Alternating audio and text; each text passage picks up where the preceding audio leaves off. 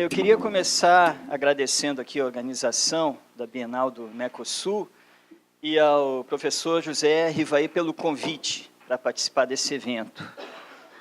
Bom, no trabalho que eu vou apresentar, eu pretendo fazer um apanhado de alguns aspectos das pesquisas em senzalas de engenhos e fazendas de café do sudeste e oeste do Brasil, com base nos contextos que eu detalharei mais adiante. O propósito é discutir as similaridades e diferenças na cultura material das senzalas nesses diferentes contextos. Eu alegarei que as diferenças materiais estão relacionadas, por um lado, com as formas diversificadas como os cativos utilizaram a cultura material para expressar identidades, valores e práticas culturais próprias, e, por outro, com as limitações estruturais que caracterizavam cada contexto produtivo. A arqueóloga Teresa Singleton distingue dois aspectos daquele complexo integrado das práticas e representações dos coletivos humanos que os antropólogos definem como cultura, quais sejam cultura de realidade e cultura de valor. Singleton considera que a cultura de valor seria aquela influenciada pela herança africana, envolvendo costumes, crenças e valores. Já a cultura de realidade envolveria aqueles aspectos da vida cotidiana dos cativos que foram largamente influenciados por forças externas, sobretudo as estratégias de controle inerentes à sociedade escravista.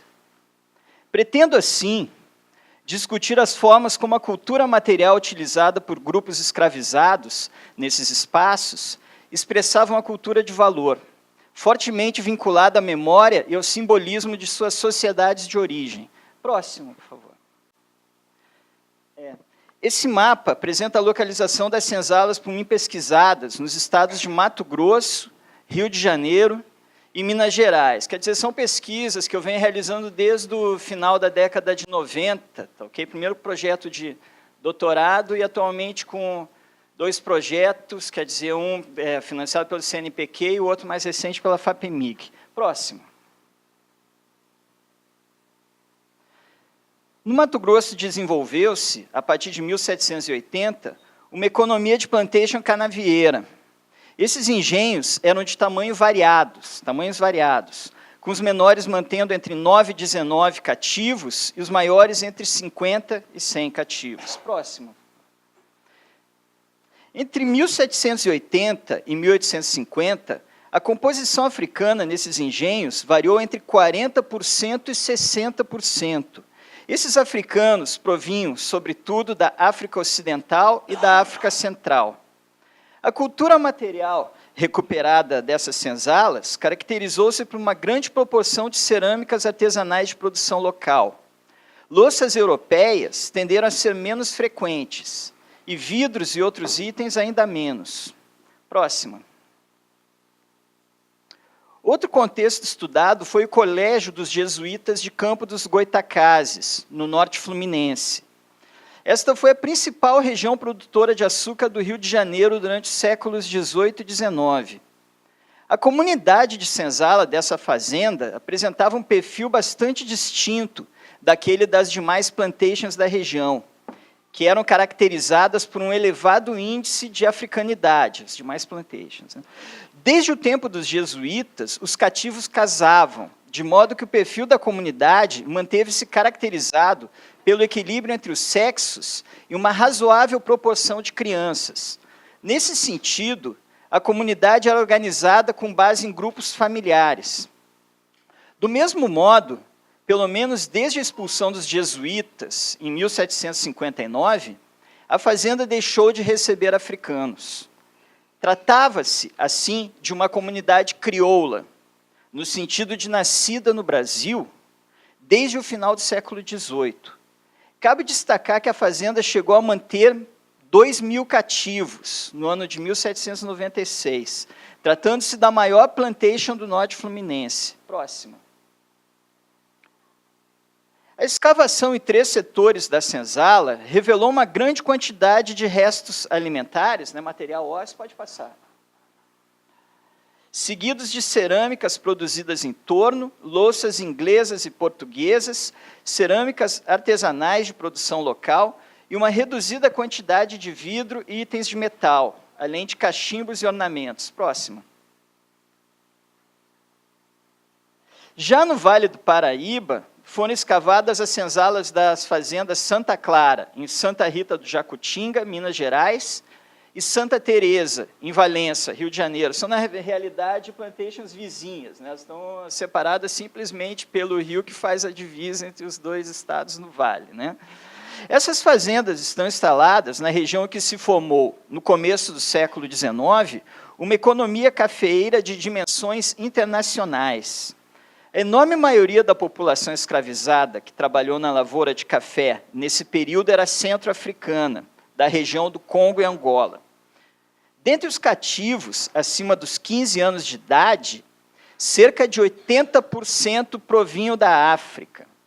Entre 1820 e 1850, os africanos compuseram entre 70% e 75% da população cativa, né? Ou seja, a enorme maioria, né? Próximo. Porém, no caso das senzalas dessas duas fazendas, verificou-se uma notável escassez de itens domésticos. Enquanto nos engenhos de Mato Grosso e no Colégio dos Jesuítas de Campos havia uma grande quantidade de cerâmica utilitária, para o caso dessas senzalas do café, cerâmicas e louças estão quase que totalmente ausentes, ocorrendo somente alguns cachimbos, ornamentos e itens como escória de ferro e lascas de quartzo. Qual a razão para a ausência dos itens domésticos tão comuns nos outros contextos trabalhados? O motivo está diretamente relacionado ao perfil da população cativa e às estratégias de controle social utilizadas pelos proprietários do café. Próxima. Tanto nos engenhos de Chapada, quanto no Colégio dos Jesuítas, a família escravizada foi uma instituição prevalecente. Em ambos os casos, os cativos se casavam e tinham filhos. Por outro lado, nas fazendas de café do Vale do Paraíba, os cativos, antes do que viverem como grupos familiares, viviam em quartos coletivos separados por gênero. Assim, tais espaços praticamente não apresentam a cultura material típica de unidades domésticas, que é majoritariamente caracterizada por itens e resíduos relacionados ao preparo e consumo de alimentos. Próximo. Antes, nessas fazendas, as refeições eram preparadas em cozinhas centralizadas e coletivamente consumidas, seja nesses espaços ou no campo, como é o caso dessa ilustração do Vitor Fronde, né? Próximo, por favor. Cabe destacar que o domínio da alimentação consiste em um componente básico da identidade individual e de grupo, podendo servir tanto para indicar e construir relações sociais baseadas na igualdade, intimidade e solidariedade, quanto para sustentar relações caracterizadas por hierarquia, distância e segmentação, atuando, assim, como um locus fundamental de identidade, conformidade e resistência. No caso dessas fazendas de café, as evidências sugerem que os cativos tiveram poucas possibilidades de se expressar culturalmente a partir desse domínio, do domínio da alimentação. Nesse sentido, o controle sobre a alimentação consistiu em mais uma das muitas estratégias de dominação empregadas pela camada senhorial para dominar a população cativa. Já no caso das senzalas, dos engenhos de Chapada e do Colégio dos Jesuítas, os cativos tiveram autonomia para preparar suas próprias refeições e assim manter controle sobre um domínio cultural que era extremamente significativo para esses grupos. Próximo, por favor. Nesse sentido, na senzala do Colégio dos Jesuítas, evidenciamos uma estrutura de fogueira coberta por ossos, fragmentos de louças e cerâmicas, e cercadas por carapaças de mariscos. Trata-se de uma evidência direta das práticas de socialização relacionadas ao preparo e consumo de alimentos pelos cativos em volta da fogueira. A alimentação consistia, no caso dos cativos, em uma prática essencialmente comunal, que agregava aqueles pertencentes ao mesmo grupo, enfatizando suas similaridades bem como suas diferenças em relação aos brancos. Essa prática envolvia, também, uma dimensão cosmológica ainda mais profunda, pois a ingestão de alimentos é o que garante a sobrevivência biológica e, assim, a continuidade do grupo. Charles Joyner destaca a enorme significância do preparo e consumo da comida entre os escravos da Carolina do Sul, tido como crucial para o sentido de identidade dos mesmos, dado que envolvia as receitas herdadas dos ancestrais, bem como ingredientes que, além do corpo, alimentavam a alma. Próximo. Por sinal, o material ósseo encontrado nessa área demonstra o consumo preponderante da pata dos bois e porcos, que foram distribuídas a eles pelos proprietários. Tratam-se de algumas das partes mais pobres em carne desses animais, somente passíveis de consumo na forma de ensopados. Esses cativos, contudo, complementaram a sua dieta por meio da caça de animais como gambás e jacarés, bem como da pesca. Próximo. Passando agora para o Mato Grosso, então. No caso das senzalas de Chapada dos Guimarães, no Mato Grosso, são os vasilhames cerâmicos artesanais, os itens que mais fortemente expressavam a cultura de valor desses grupos. Muitos desses vasilhames foram decorados com motivos que remetem a signos de suas sociedades de origem na África. Um aspecto que chama a atenção é que as significativas mudanças na decoração desses vasilhames através do tempo, num período que vai de 1780 a 1890. Essas mudanças de decoração das cerâmicas estão atreladas a mudanças na composição africana na região através do tempo. Próxima. Nesse sentido, quando africanos denominados Benguela são dominantes, entre 1790 e 1830, predominam composições variadas em zigue-zague e diamantes, muito similares àquelas empregadas pelos Ovimbundo do Planalto de Benguela, que foi a principal fonte dessa população cativa, né? Ainda no começo do século XX. Né? Quer dizer, pode-se ver ali os motivos da esquerda, quer dizer, da direita de vocês, né? São do Planalto de Benguela, e os da esquerda são os encontrados nessas cerâmicas de Chapada. Né? Próxima. Entre 1830 e 1850, há o ápice da diversidade cultural africana nessa região, com grupos de procedências variadas. E justamente nesse período ocorre uma explosão de motivos e técnicas decorativas variadas. E os desenhos são simplesmente alguns desses exemplos. Né? Passam a predominar, porém, africanos denominados de nação Congo, acompanhados de outros grupos procedentes de regiões falantes do mesmo idioma que Congo, como Rebolo, Cabinda e Monjolo. Próxima. Dentre os padrões decorativos, tendem a predominar os padrões ondulados, formando arcos, muitas vezes em linhas incisas triplas ou quádruplas. Alguns desses padrões são idênticos àqueles utilizados por populações tradicionais do Baixo e Médio Rio Congo, ainda no começo do século XX. Próxima. Nesse período, também começa a ocorrer vasilhames decorados com incisões em linhas triplas e quádruplas. Neste último caso, iguais às escarificações de grupos falantes do Kikongo, denominados de Monjolo, como é o caso da representação ali. Né? Próximo. Também é justamente nesse período de domínio de grupos de regiões falantes do Kikongo que é introduzido nos vasilhames cerâmicos o signo de uma cruz dentro de um círculo. Próxima.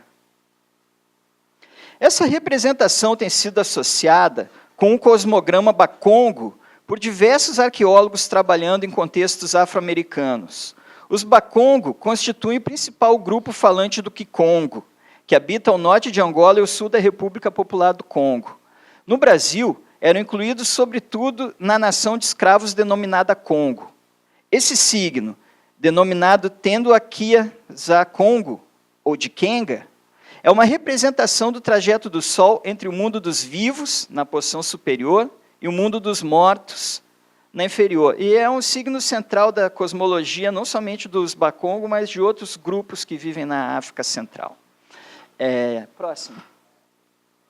Um aspecto importante a destacar é que muitos dos signos presentes nesses vasilhames de Chapada consistem em reproduções das escarificações corporais que eram amplamente praticadas nessas sociedades. Próximo.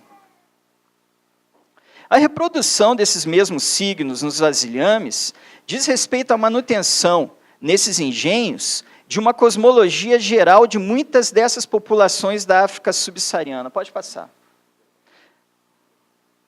Cosmologia esta que vincula a origem da humanidade à cerâmica, e assim antropomorfiza os vasilhames cerâmicos, dando a estes os mesmos tipos de tratamento que são dados aos corpos humanos. A reprodução desses signos nos vasilhames cerâmicos utilizados pelos cativos em Chapada demonstra que esses grupos reproduziram essa cosmologia nessa região, sendo uma forte evidência da significância cosmológica que tais vasilhames cerâmicos mantiveram neste contexto diaspórico a milhares de quilômetros da África. Próximo. Contudo, nos contextos mais tardios, após 1870, as cerâmicas sem decoração passam a ser predominantes. Até então, mais de 70% das amostras são decoradas. A partir de 1870, passa a ser um número muito reduzido decorado. Sendo as poucas decoradas compostas por motivos mais simples, restritos a zigue-zagues ou arcos. Este é justamente o momento em que uma geração de cativos nascida no Brasil, no próprio espaço dessas plantations, e assim, mais culturalmente homogênea, passa a ser massivamente dominante nos engenhos da região. Assim como esta geração mais homogênea, a decoração cerâmica também se homogeneiza, parecendo perder sua dimensão de expressar memórias e identidades africanas. Próximo. Voltando para o norte fluminense, para o caso do Colégio dos Jesuítas de Campos, os vasilhames cerâmicos artesanais, diferentemente daqueles de Chapada, não apresentam decoração, tendendo a ser somente alisados. Este aspecto é bastante interessante, quando se considera que a população desta senzala era composta, desde pelo menos o final do século XVIII, por cativos nascidos na própria fazenda, e assim mais culturalmente homogêneos, como no caso daqueles de Chapada após 1870. Esses contextos que eu escavei do colégio são todos referentes ao final do século XVIII até o final do século XIX, começo do XX, tá, ok? Então, estão dentro dessa cronologia, que era essa população nascida na própria plantation que estava sendo responsável por esses resíduos. Tá, ok? Então, esse aspecto é bastante interessante quando se considera que a população desta senzala era composta, desde pelo menos o final do século XVIII, por cativos nascidos na própria fazenda, e assim, mais culturalmente homogêneos, como no caso daqueles de Chapada após 1870. Essa coincidência sugere que comunidades escravizadas crioulas, no sentido de nascidas no Brasil, podem ter atribuído menos significância à decoração da cerâmica do que aquelas compostas por africanos, em que esses vasilhames podem ter sido empregados como veículos de expressão de identidades, memórias e cosmologias. Próxima. Para o caso do Colégio dos Jesuítas, contudo, os ornamentos, itens devocionais e cachimbos são elementos que nos informam sobre as formas de autoexpressão corporal desses grupos. Há diferenças significativas nesses itens entre os 3 setores escavados da senzala. As contas de colar são um exemplo. Infelizmente, eu só trouxe essa fotografia, eu deveria ter trazido outra, destacando melhor elas. Com as contas tubulares sendo exclusivas do setor sudeste, tá, okay? As que estão à direita, no canto direito. Esse setor apresenta também estilos esféricos que estão ausentes do setor noroeste, do outro setor da senzala. Próximo. Próximo, por favor. Isso. Essas diferenças são notadas também em outros ornamentos, moedas perfuradas e búzios, somente presentes na senzala noroeste. Moedas perfuradas são encontradas em contextos de sepultamentos de cativos na América do Norte, sendo utilizadas por eles como amuletos, tendo sido, utilizadas por eles como amuletos de proteção espiritual. Por outro lado, chama atenção, na senzala Nordeste, a grande quantidade de itens devocionais católicos, sobretudo medalhões de santos e de Nossa Senhora, em número de 7, e crucifixos em número de 3, bem como uma figa. Embora esses itens pareçam remeter diretamente à religião católica, com exceção da figa, pode passar.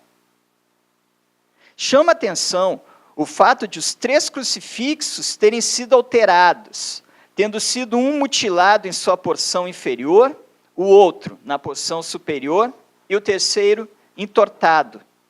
Tais alterações sugerem uma prática de reapropriação desses itens com base em códigos culturais distintos daqueles da religião católica, que consideraria tais alterações como um violento ato de profanação. Próxima. As diferenças entre as áreas da senzala também se apresentam no estilo dos cachimbos cerâmicos. Pode passar. 2 dos cachimbos da área noroeste apresentam representações de búzios impressas, lembrando que uma concha de búzios foi encontrada também nesta área. Tratam-se de itens que remetem diretamente a uma estética e a valores centro-africanos, pois nessas sociedades os búzios, mais do que ornamentos, eram sagrados, servindo como amuletos e como itens divinatórios. Pode passar. Não, pode voltar, por favor. Tá. Essas diferenças entre os 3 setores da senzala indicam, assim, que os grupos que ocuparam espaços diferentes da senzala estavam se autoexpressando diferentemente. Tais diferenças estão também presentes nas louças. As louças mais populares em todas as áreas são aquelas mais baratas disponíveis no mercado, brancas e com decorações simples diversificadas, como são os casos aí apresentados. Próxima.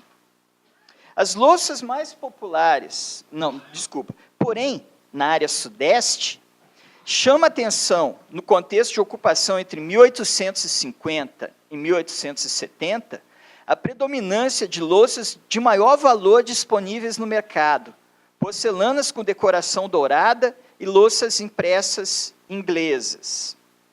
Esse material diz respeito a formas de autoexpressão diferenciadas desse grupo nesse período, em um diálogo com a estética da sede da fazenda, tratando-se, provavelmente, de escravizados domésticos que buscavam formas diferenciadas de autoexpressão material dentro da comunidade da senzala. Isto não implica, necessariamente, na adoção passiva de valores hegemônicos, mas em um tipo de apropriação que desafiava a exclusividade da Casa Grande no uso desses itens.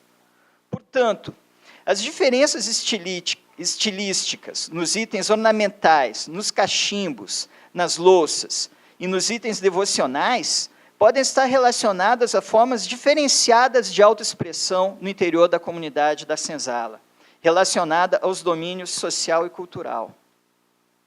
As listagens de cativos do Colégio Jesuítas categorizam os mesmos em 3 grupos, de acordo com a cor da pele: crioulos, de ascendência africana paterna e materna; cabras, tendendo a ser de ascendência africana e indígena, mas não exclusivamente; e mulatos, de ascendência africana e europeia.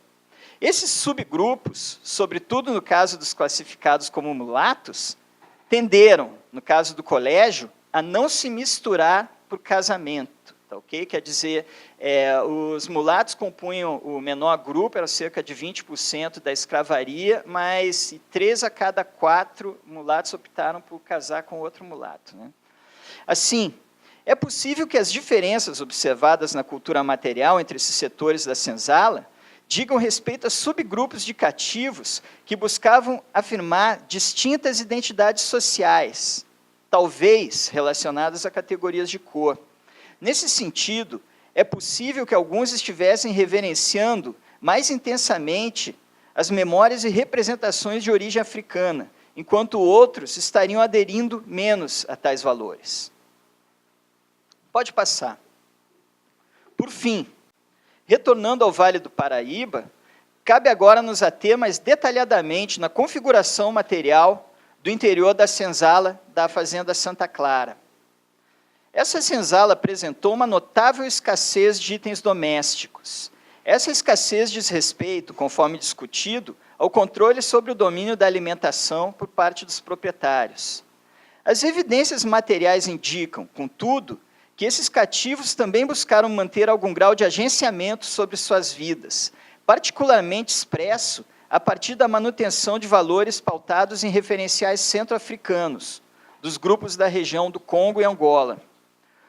O estudo desses contextos requer um extremo cuidado no que diz respeito à recuperação das evidências materiais, dado que não somente os objetos aos quais a cultura hegemônica atribuiu determinadas funções podem ter sido ressignificados por esses grupos, mas também pelo fato de que itens naturais, tais como minerais, seixos, raízes e conchas, podem ter sido de uso fundamental nas práticas relacionadas aos seus sistemas de crenças, de modo que o contexto será sempre determinante para a interpretação.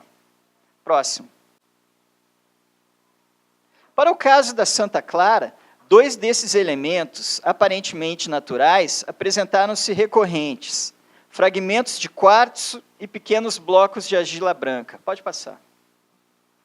Um terceiro elemento consistia em um aglomerado de escória de ferro, concentrado em um espaço restrito, rente à parede norte da senzala.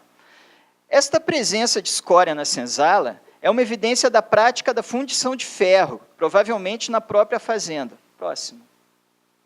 Cabe lembrar que a metalurgia do ferro era uma tecnologia tradicional em muitas sociedades africanas. Os africanos trouxeram consigo não somente esta tradição tecnológica, mas também o universo de crenças ao qual ela estava vinculada. Próximo. A escória da senzala da Santa Clara pode ter relações com a presença dos cristais de quartzo lascados tão recorrentes nesse espaço. Na região de Angola, a tecnologia de lascamento do quartzo era altamente disseminada entre as populações tradicionais e pré-coloniais. Próximo. Nos Estados Unidos, cristais de quartzo têm sido encontrados em contextos afro-americanos, sendo componentes de conjuntos rituais, geralmente enterrados abaixo da base das chaminés, no canto das salas ou próximo às portas. Próximo. Para o caso da Santa Clara, a presença de 2 cristais, 2 núcleos de quartzo, enterrados em buracos, sugerem seu uso em práticas rituais de matriz africana. Próximo.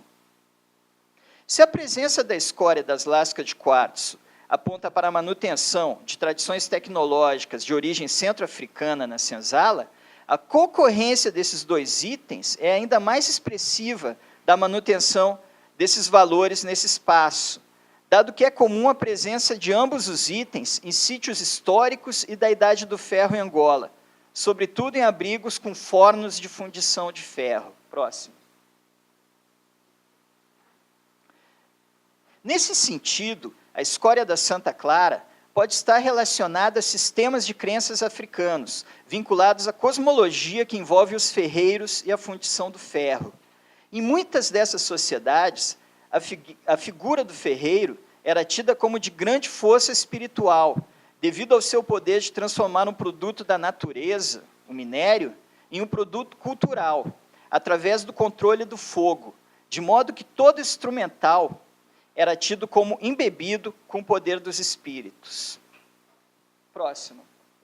Na maioria dessas sociedades, há uma analogia entre o processo de fundição do ferro e a reprodução e fertilidade humanas, de modo que muitos desses grupos dão formas femininas aos fornos de fundição, tidos como um símbolo feminino que dá nascimento ao ferro. Dada tal analogia, em muitas dessas sociedades, a escória é tida como representando o sangue menstrual, que falhou para coagular-se em um feto, o que leva à proibição de que mulheres, no período menstrual, se aproximem desses fornos. Há, assim, uma mística variada envolvendo o poder da escória. Em algumas sociedades, a escória é tida como um poderoso ingrediente para a cura da infertilidade. Por ser vinculada com a força espiritual que gera fertilidade e proteção, é uma prática comum entre algum desses grupos a manutenção de fragmentos de escória em suas casas. Próxima. Por fim, o terceiro componente desse conjunto de representações materiais são os pequenos blocos de argila branca. Pode passar. O uso ritual de giz ou argila branca, denominada pemba, encontra uma grande expressão entre as populações centro-africanas, como é o caso dos Bakongo e dos Chokwe, que são os representados nessa fotografia.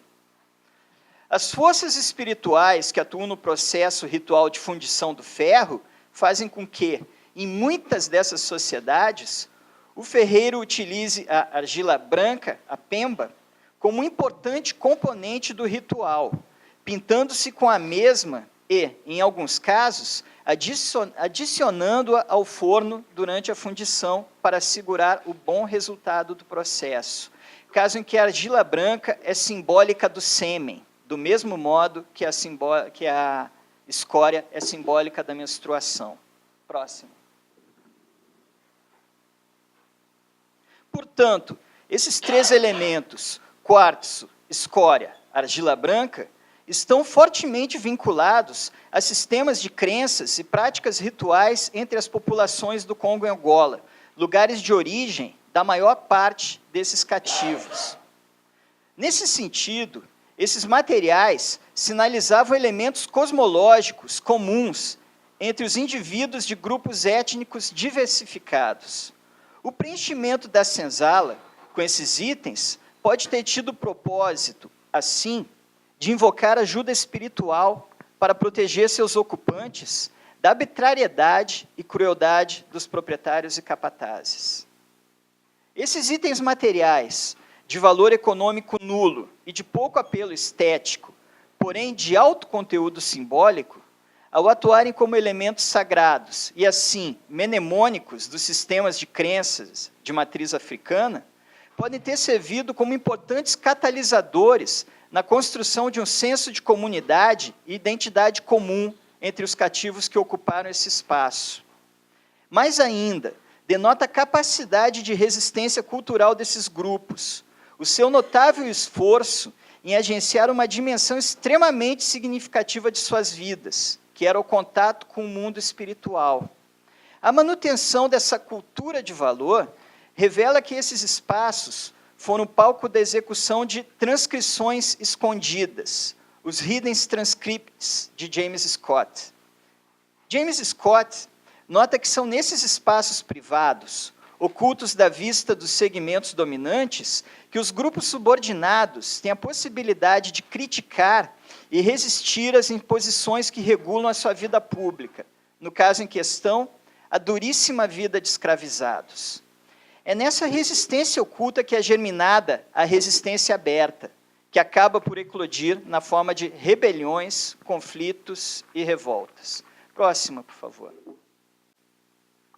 De fato, para o caso dessa região cafeeira, temos pelo menos 2 planos de rebelião que eclodiram na senzala. A rebelião do africano Manuel Congo, em 1838, e a do pardo livre Estevão Pimenta, em 1848. Esses 2 líderes compartilhavam um ofício comum, eram ferreiros.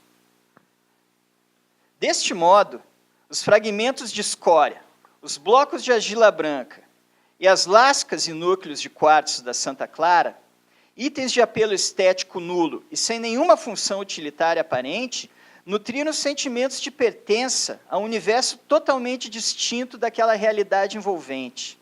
Essa constelação de objetos, ao atuar ativamente na manutenção dessas memórias e cosmologias de base centro-africana, consistiu em um suporte-chave da resistência oculta.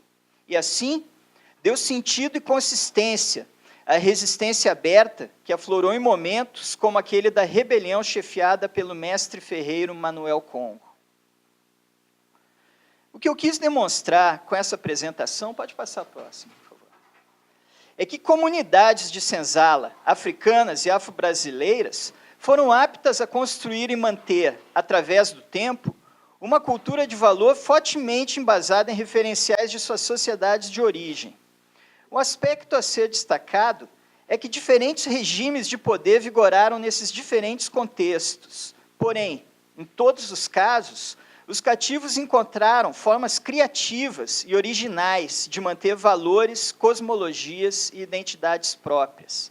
A cultura material foi, assim, ativamente empregada nessas formas de expressão e de reprodução cultural, que deram origem à nossa riquíssima cultura de matriz africana. E é isso, obrigado.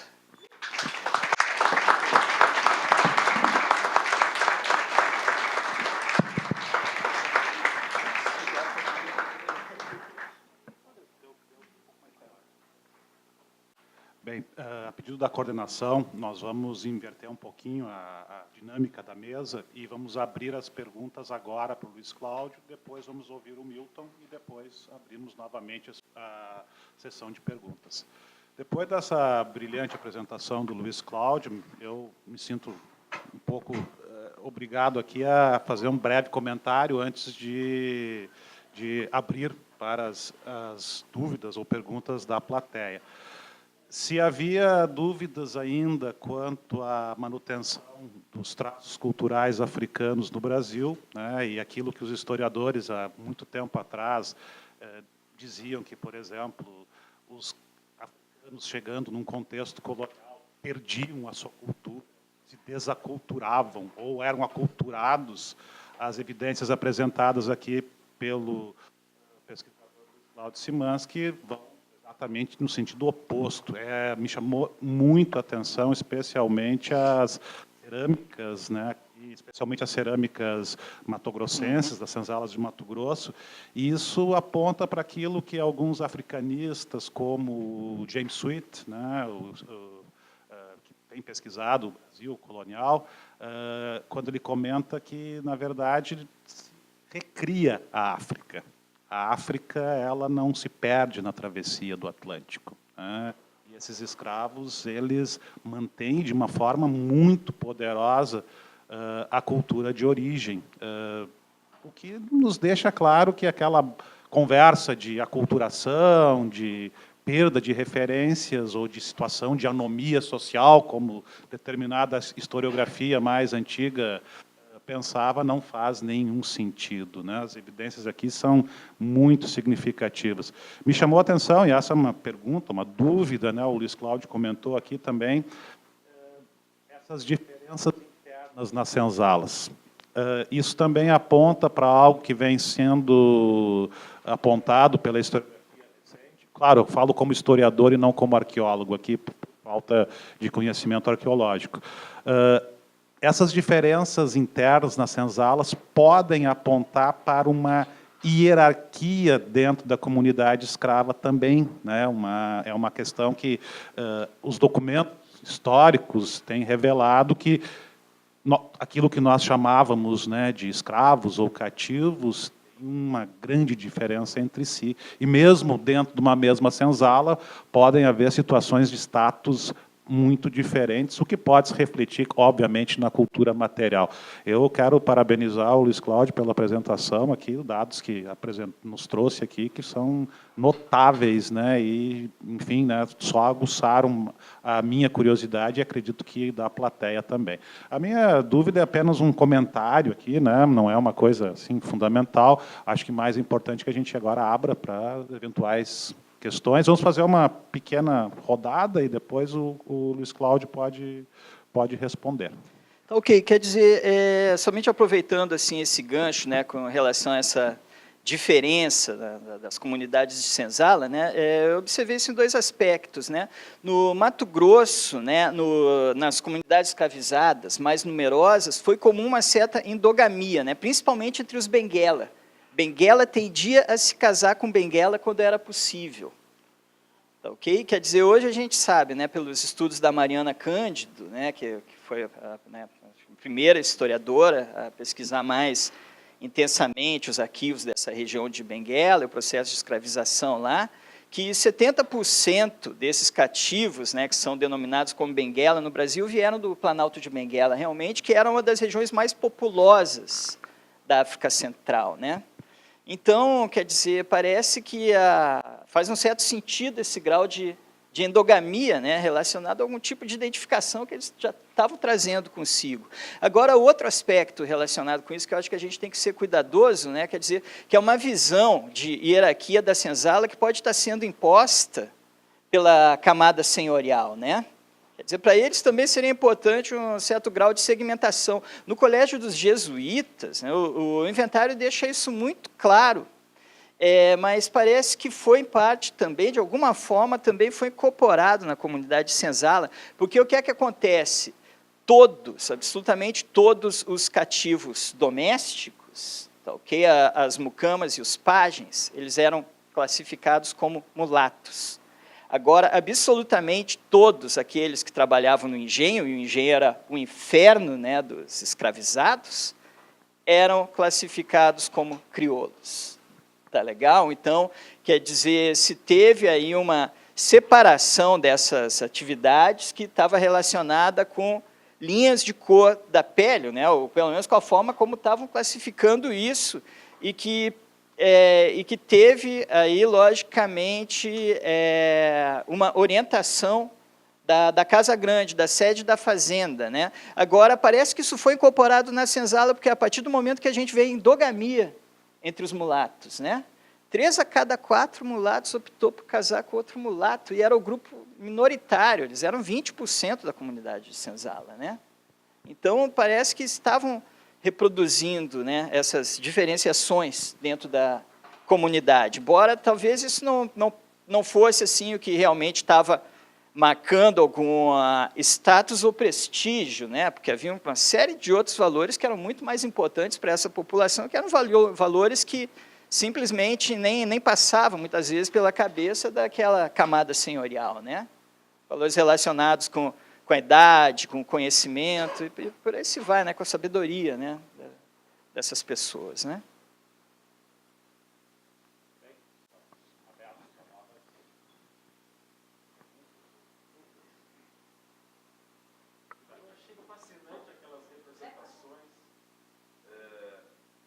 Escarificações. Na cerâmica, eu acho que se tu tivesse num slide um mapa da África com as representações todas, podia reconstituir todo um trajeto, né, das várias regiões, porque é impressionante como tem os símbolos que representam cada área de origem, né? Isso é muito interessante. Parabéns. Obrigado.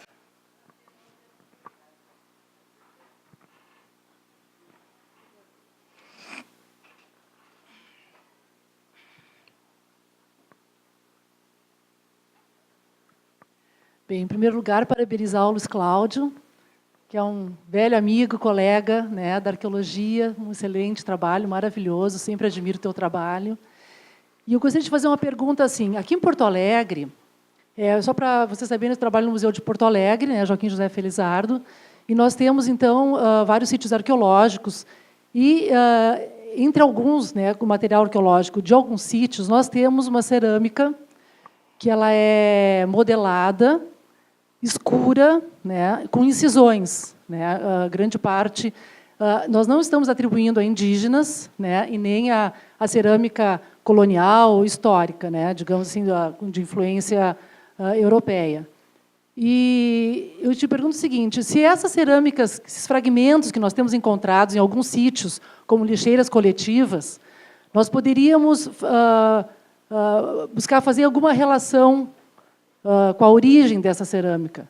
Porque nós temos um sítio arqueológico na Lomba do Pinheiro, que lá, sim, tem até uma dissertação de mestrado, que atribui a afrodescendentes, ou afro-brasileiros, a cerâmica lá encontrada pelo Alberto, né, e depois, quando nós desenvolvemos outra escavação no sítio. São incisões no pescoço da panela, digamos assim, né? São incisões contínuas no pescoço da borda até o corpo do recipiente. E nessas lixeiras coletivas existem padrões mais losangulares. Além de incisões, também padrões losangulares. E também cachimbos, né?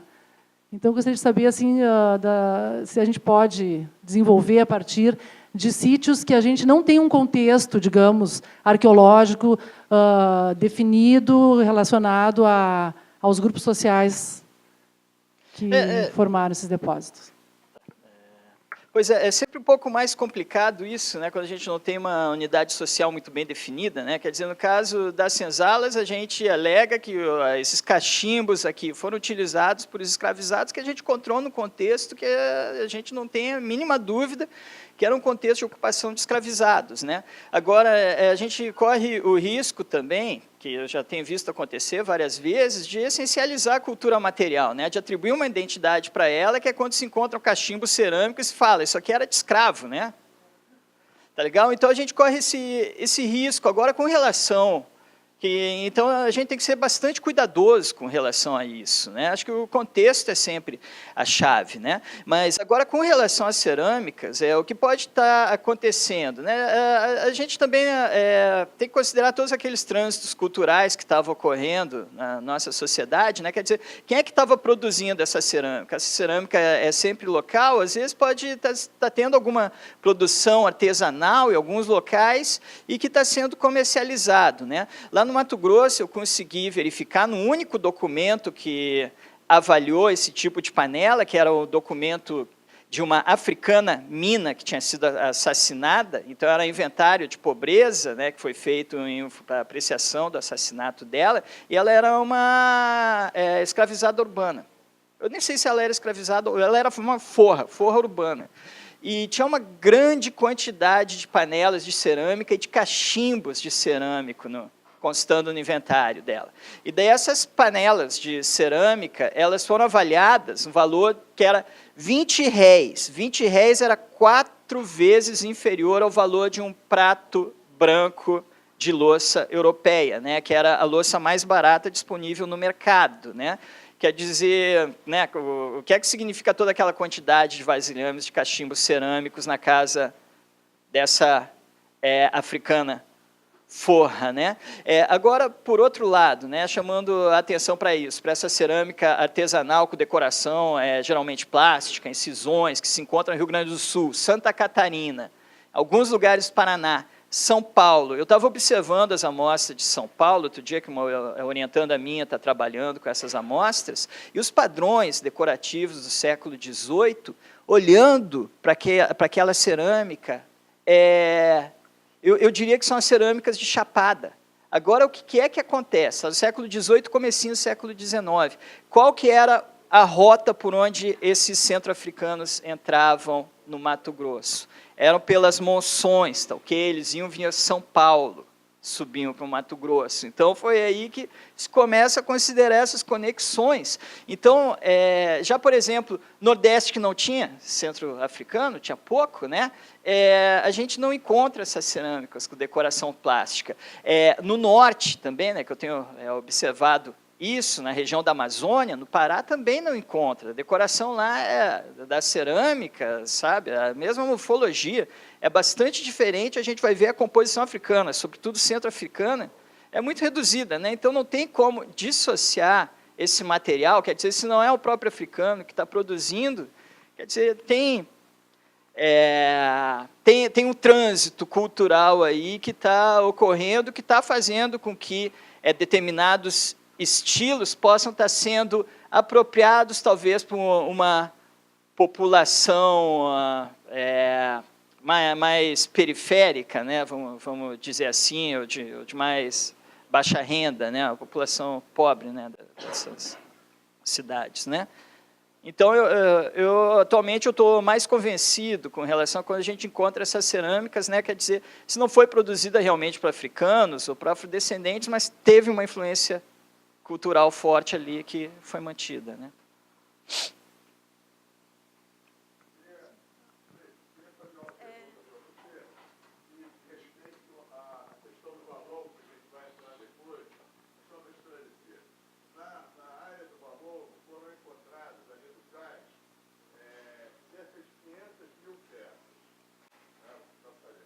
Ao que parece, é o maior acervo arqueológico ligado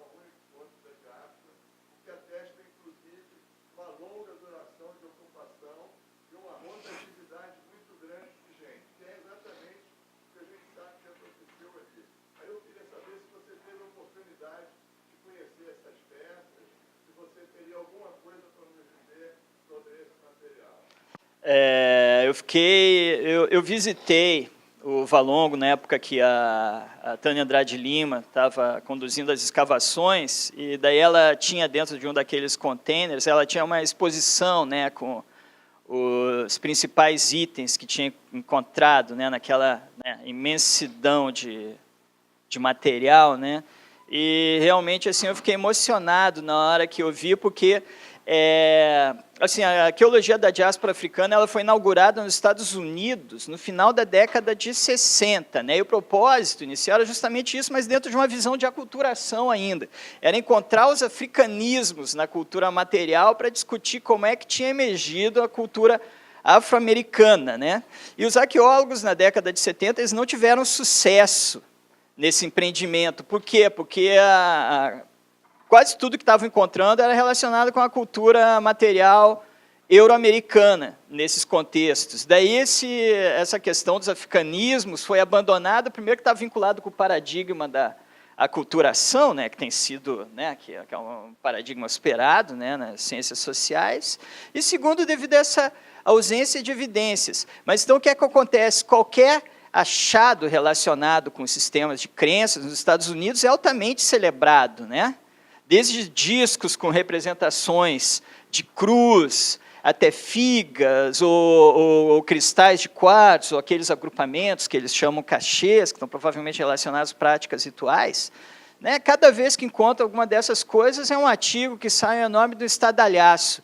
E daí, na hora que a gente... E fica aquela discussão, tá, mas isso é influência africana mesmo? Eles sempre ficavam nesse debate, né? E daí, no momento que eu entrei lá no Valongo e vi aquela amostra, ela é simplesmente, assim, eu diria que no mínimo 50 vezes superior a todos os achados que foram feitos nos Estados Unidos nos últimos 40 anos, eu diria. Então, né, o negócio assim, é extremamente impactante. Então, tudo que eles estão discutindo lá, se é ou não evidência de práticas culturais africanas, no Valongo, pega qualquer evidência deles, no Valongo tem, tipo assim, multiplicado por 10, né? Quer dizer, cala a boca de todo mundo, né? Então, inclusive, os estudiosos, arqueólogos estudiosos da diáspora nos Estados Unidos, que conheceram essa amostra, ficaram extremamente impressionados, né? A amostra do Valongo é uma coisa de louco. Ela só tem um problema, que é a questão do contexto, né? Porque é um depósito coletivo, né? Diferente dos cavacenzalas, que a gente tem aquele contexto fechado que a gente consegue associar com aqueles grupos de escravizados que estavam ocupando esse contexto, né? E suas mudanças também através do tempo. No Valongo não, é um pacotão, né?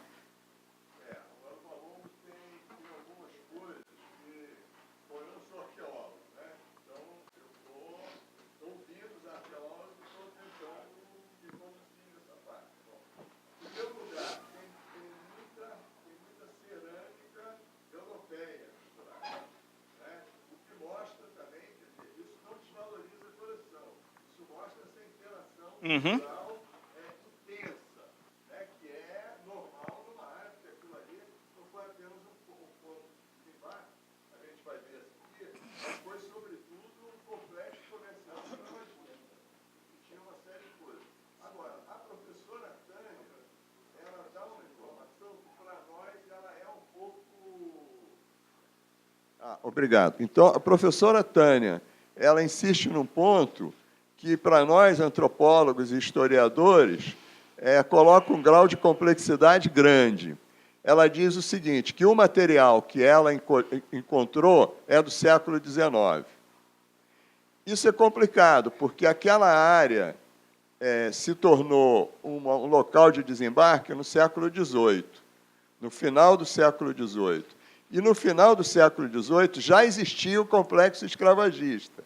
Quer dizer, aí a minha pergunta, que eu não pude fazer para a professora Tânia, que eu faço para você, como é que a gente sabe que uma cerâmica é, por exemplo, um objeto qualquer, ele é de 1810 e não é de 1780, por exemplo? É possível determinar isso claramente?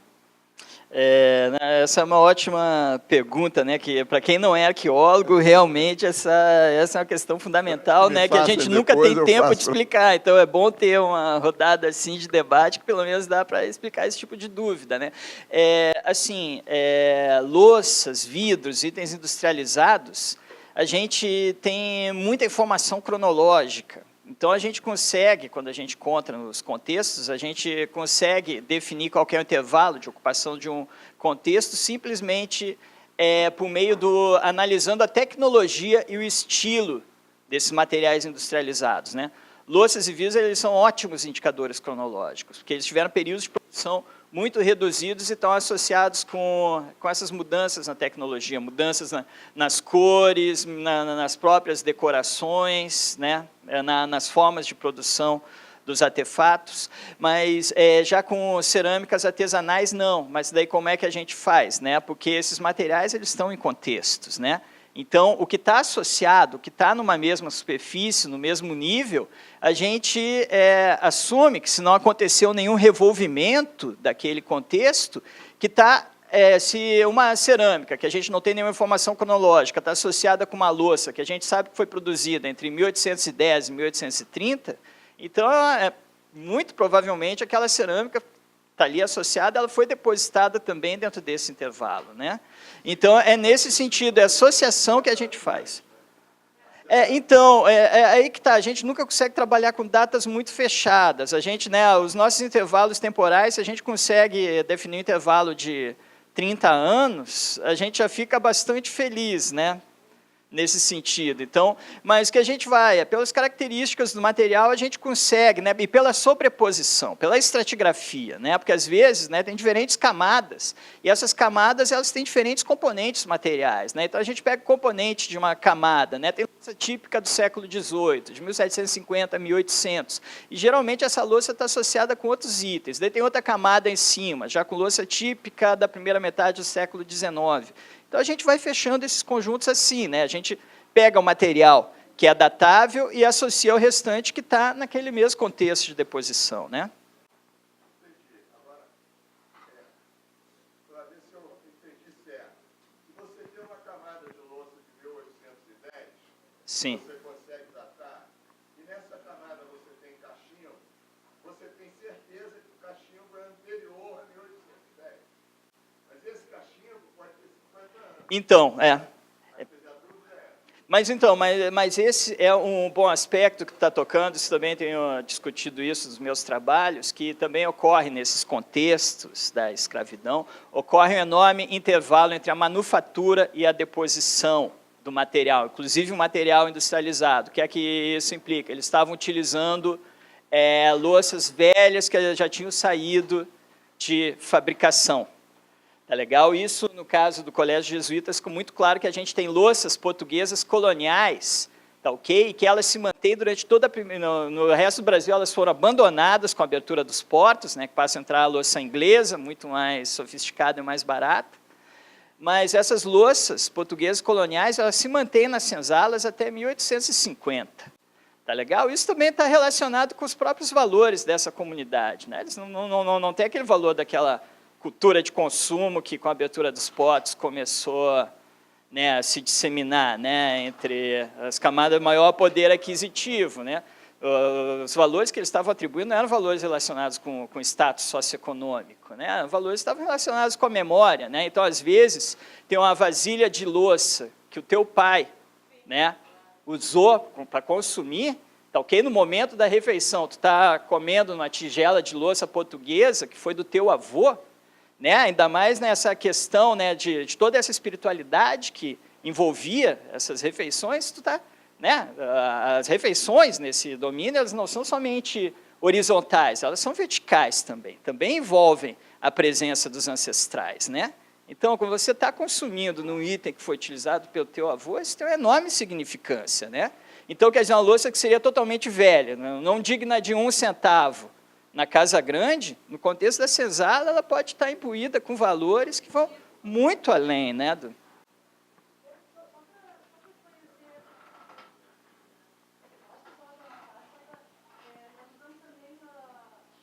Estatística. Usamos também estatística para poder delimitar um período de formação do depósito arqueológico. Então, e tem elementos assim que são produzidos a partir de tal data, e aquilo que pode ter sido produzido anteriormente né? Tá no mesmo contexto arqueológico, mas o que importa mais ali é a data da formação do depósito, não o uso do material. Então, assim, essas fórmulas estatísticas elas dão um período de formação mais intensa do depósito arqueológico, mas isso não quer dizer que esse material alguns materiais que estão ali não podem ser usados anteriormente. Não sei se expliquei bem. Não, para mim explicou. Isso é bem importante e vai ficar mais claro então na minha exposição que vai acontecer daqui a pouco.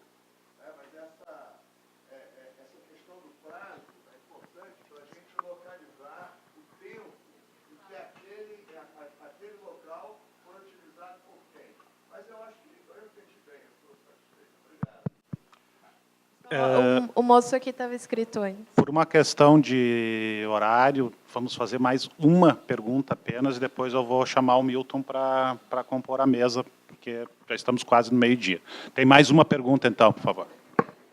Eu queria, primeiramente, dar bom dia a todos e a todas.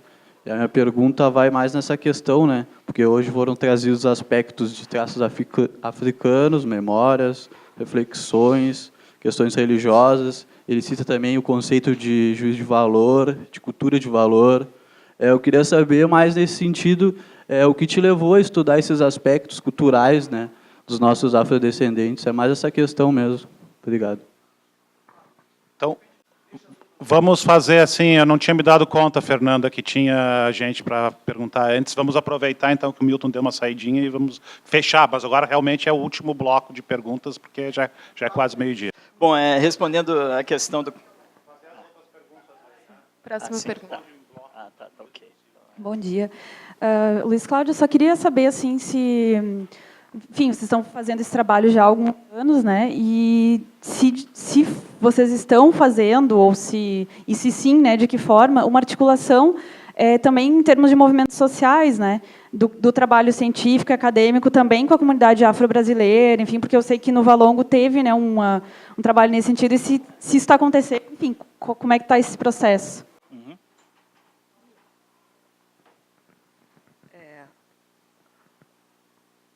Eu sou muito tua fã, tu sabe disso. Então, eu queria te dar os parabéns pelo trabalho, sempre muito bom te ouvir. Eu estava pensando uma coisa, assim, nós estamos trabalhando lá em Rio Grande, né, sobre um espaço que é relatado, né, nos documentos históricos como um lugar de sociabilidade, né, dos escravos. Era um lugar onde os escravos iam buscar água e distribuir na cidade, isso durante o século XIX. Mas era um lugar também não só de escravos, mas de pessoas pobres, né? Isso incluía forros, incluía brancos pobres, enfim, né? A gente está falando de um porto também, né? E um lugar, então, um lugar que, naquele momento, era um lugar de excluídos e que hoje também é um lugar de excluídos, é onde os desempregados se encontram, é onde o tráfico de drogas se dá na cidade e tudo continua sendo, né, o mesmo espaço. E nós fizemos uma escavação grande lá, que acabou, por vários motivos, a gente teve que parar. Mas o que me chama a atenção, a gente tem muitas dessas coisas que tu apresentas aqui. A cerâmica que a gente encontra não tem decoração, ela é super lisa, né, bem preta.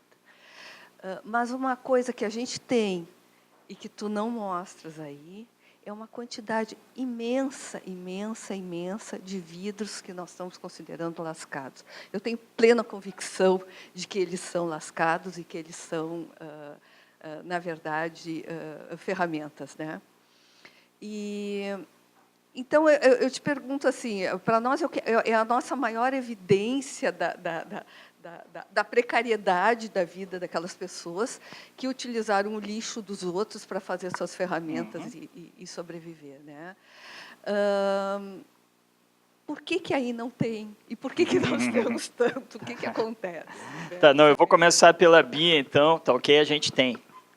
A gente tem vidros lascados, tá ok? E no Mato Grosso não tem, não sei porquê, no Mato Grosso não aparece, mas colégios jesuítas na Fazenda São Bento, que era da Ordem das Beneditinas, que foi o último sítio que eu escavei, também tem, tá ok? Então a gente tem vidro lascado e tem quartzo lascado. E o que acontece com o vidro lascado? A gente tem inclusive em contexto de fogueira, e eles produziam de uma forma que era anatômico. Tá legal? Os vidros eles encaixam na mão e tem a parte lá lascada, que é uma coisa de louco. E está no contexto de fogueira e tem diferentes formas, né, que eu acho que está relacionado com o tutano. Né? Você está carecendo uma orientanda minha agora, vai começar, vai fazer um projeto de mestrado que vai ser contemplando esse material. E o que acontece até o começo do século XX, porque lá a comunidade senzala, então eu aproveito também para responder a pergunta da colega ali de trás, lá a comunidade descendente da senzala ocupou o sítio até 1980, né? Então a gente tem contextos do começo do século XX que estão bem definidos. Então a gente viu que a prática do lascamento do vidro continua até no começo do século XX. E não só isso, cerâmicas recicladas também na forma de fichas de jogos, tá ok? Tanto de louça quanto de cerâmica, em todos os suportes cerâmicos, inclusive em vidro. A gente tem muito, e tem muita variação, então a gente quer também trabalhar para verificar se tem mudanças através do tempo, fazer o trabalho sobre essas práticas lúdicas, né? Porque quando a gente fala em senzala, né, a gente sempre considera essa questão da violência, da resistência, né, mas é aquele cotidiano ali, porque né, essas fichas elas são onipresentes em todos os locais, estão relacionadas com essas práticas lúdicas desses grupos também, né? Isso é algo que é interessante, né?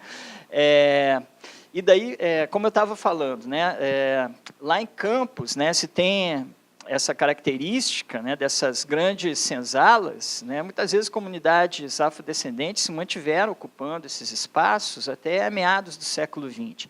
No caso do colégio, da Fazenda São Bento, até a década de 1980. E, lógico, logo que a gente chegou e começou a escavar, a gente quis manter contato com aquela comunidade descendente, a gente quis levá-los para campo, mostrar o que a gente estava fazendo, e inclusive com um propósito, né, que também era interesseiro nosso, que era discutir com eles aqueles achados para ver o que é que eles poderiam nos informar. E disso surgiu a ideia de se tentar trabalhar com a prática interpretativa que incorporasse as interpretações deles, né? Então, um orientando meu de mestrado defendeu 2 semanas atrás a dissertação de mestrado dele e foi sobre arqueologia comunitária com essa comunidade de senzala. Ele passou os últimos 4 anos trabalhando com essa comunidade, quando a gente ia para campo.